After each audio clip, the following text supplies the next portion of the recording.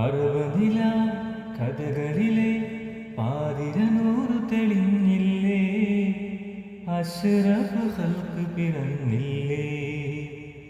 ആനന്ദം മണൽ കാട്ടിലാകെ പരന്നില്ലേ.